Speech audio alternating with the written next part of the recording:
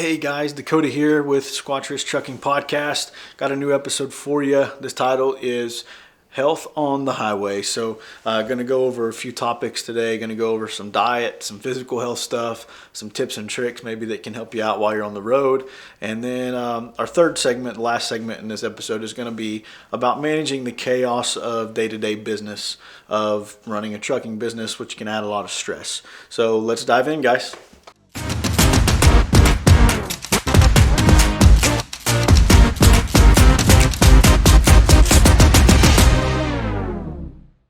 Our first segment, we're going to go over some physical health, some food stuff. I want to go over a couple surveys that I read about and hopefully give you some insight and maybe some tips to eat better and maybe get some workouts in at a truck stop or in your truck. So first, one of the tips that I had found talking to a few truck drivers was that they would get a gym membership to like a Planet Fitness or a gym that's around everywhere, right, where it's accessible kind of nationwide. And Planet Fitness is usually a good one because they usually have giant parking lots, enough that you can park a truck and trailer in. So that's one tip. Another tip is buy you just some small equipment to keep in your truck with you. A kettlebell, some resistance bands. Resistance, is good for stuff like that. Confined spaces, push-ups, crunches, that type of thing. Just a little equipment that you could put in your truck that is helpful as well. And then some diet and some food ideas. So there's a lot of research out there from the NCBI. There was a research group in China, a research group in Australia, and they all linked good eating habits and good sleep to better driving habits and less accidents and less errors while driving, those types of things. And it was the diet that wasn't as snack heavy, right, with some processed foods and that type of stuff. The error driving ratio was a lot lower for those that had a good healthy diet between mixed vegetables and meats and that type of stuff. But the snack diet suffered, where they eat a lot of snacks or a lot of sugary foods, suffered the worst driving errors and sleepiness and tiredness and that type of thing. So I was going to go through 10 tips that can help you with physical health while you're on the road. Regular stretching. Starting your day with maybe 10 minutes of stretching, 5 to 10 minutes of stretching. And then number 2, like I mentioned before, take some portable exercise equipment with you and keep, resistance bands or small kettlebell, that type of thing. And then you can do in-cab exercises like we talked about, push-ups, crunches, those types of things.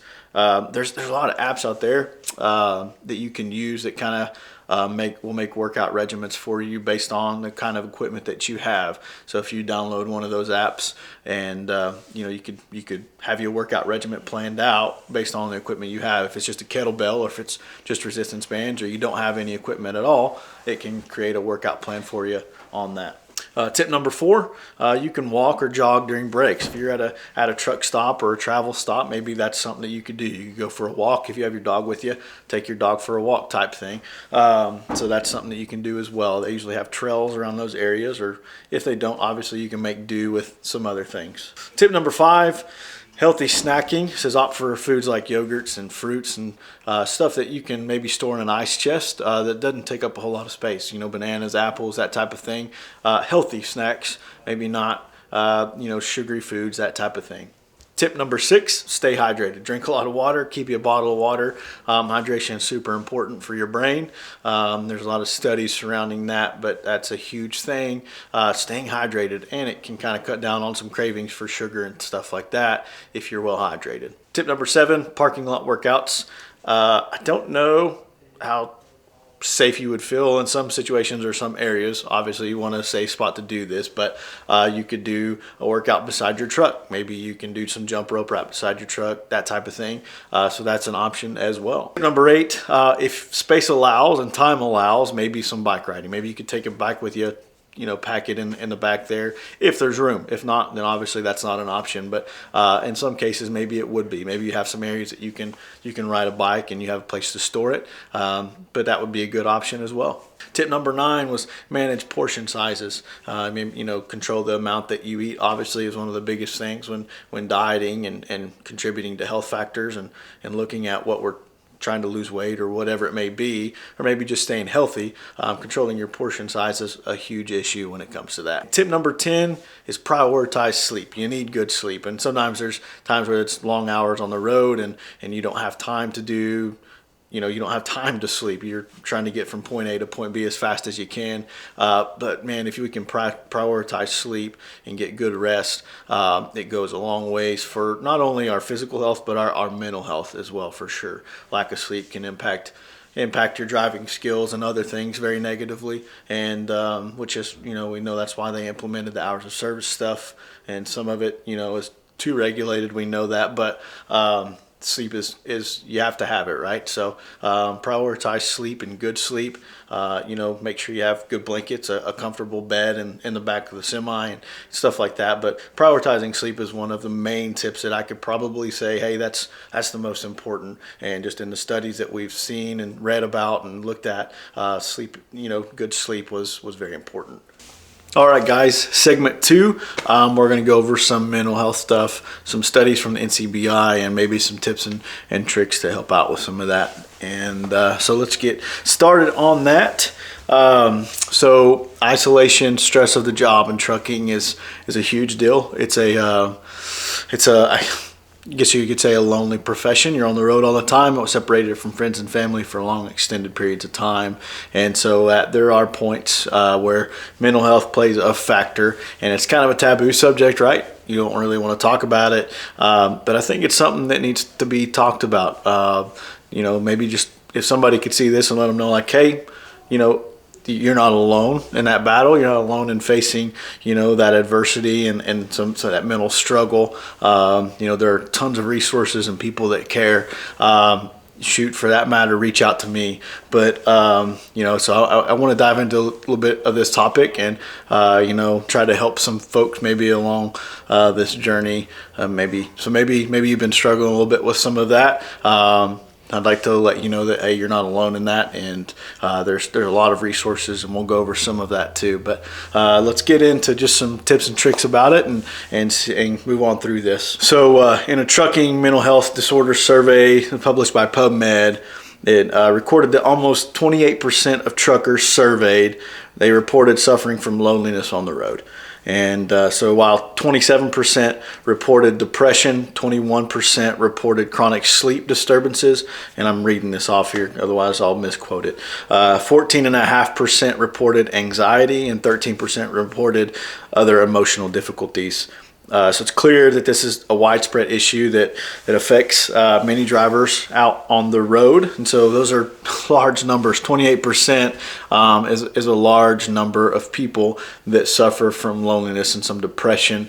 And here's the deal. You're isolated. You're by yourself for weeks and months at a time on the road. And there's not necessarily... Sometimes it feels like somebody is in your corner. Again, I'd like to reiterate that there's help, that you're not alone in that, and there's people that care about what you're going through. So some factors that play into some mental health stuff and the trucking industry, lack of consistent sleep schedules is a huge one. Obviously, isolation, being away from family and friends is a big one for extended period of times. Inadequate exercise and unhealthy diets, and then seeing tragic or traumatic things on the roadway are some things that attribute to some of this this epidemic really among the trucking industry. So and these are hard issues, and there's not really a solve-all solution for this. But maybe there are some things that can help you with some of these struggles. So number one, try to stay connected with loved ones. If you just schedule a time every day, maybe to FaceTime them or text them or call them, whatever, but scheduling some time to talk to family is a huge thing. Number two, listen to some podcasts and audiobooks, or and kind of establish a routine and find you some podcasts that you like and engage your mind with some of those things. Audiobooks are great as well, where it can kind of engage your mind, and it's not just silence driving down the road with maybe just a music. You can listen to music obviously for a while, but at some point, maybe a podcast or an audiobook can kind of break up the monotony of everything. Number three, keep a routine. So establish a routine that maybe a stretching routine, you know, you eat breakfast at X time, or you do this at X time. Some of those things can kind of help make you feel a little more comfortable with your day-to-day stuff, even though you're by yourself. Number 4, and this isn't for everybody, but journaling. Keep a journal to express some of your thoughts and feelings, and maybe, you know, talk about it with your significant other. Call them and, you know, talk to them about those things, even though at times it feels uncomfortable. But having a sounding board to either just write it down, or maybe you can call your wife or your significant other and say, hey, you know, I've been facing this, or, you know, I was thinking about this, or whatever. But just something, somewhere to write it down, or somebody to talk to, is a huge thing. Healthy eating habits is another one. So healthy snacks, like we talked about, some fruits, some veggies, you know, stuff like that. That's healthier, you know, than maybe some typical truck stop food.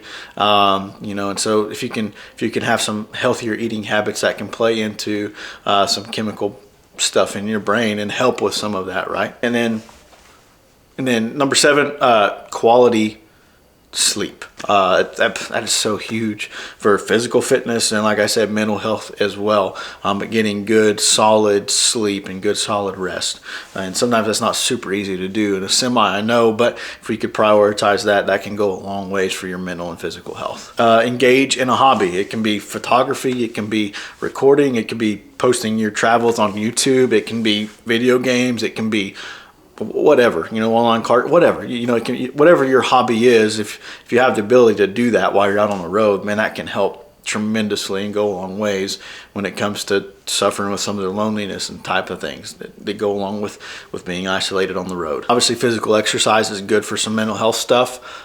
Get your blood pumping, and like I said, if it's just a truck workout or a workout beside your truck, or maybe you do have a Planet Fitness membership and you've pulled in one and doing a workout, whatever it may be, you know, physical health or physical fitness and working out can go a pretty long ways for helping with some mental health stuff. And it's not a solve-all solution. Like I said, there isn't just a end-all be-all solution to this and the mental health and things that go into it, but these are just some tips that hopefully can help.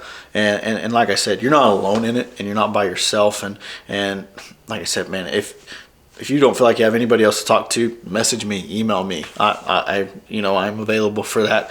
And this is a sounding board or just to listen. But you know, I would like to let people know that even though you're alone out on the road, that you're not by yourself. Number 10, seek professional help. There are apps out there where you don't have to go in office to see you know, a professional psychiatrist or therapist, and in those times you can hop on your app and message them and pour out your thoughts to them, and you know, some stuff like that. If you don't have a significant other or somebody that you just feel like you could talk to, then at that point you can text them or message them, and so there are apps for that stuff like that. I think BetterHelp is one of them.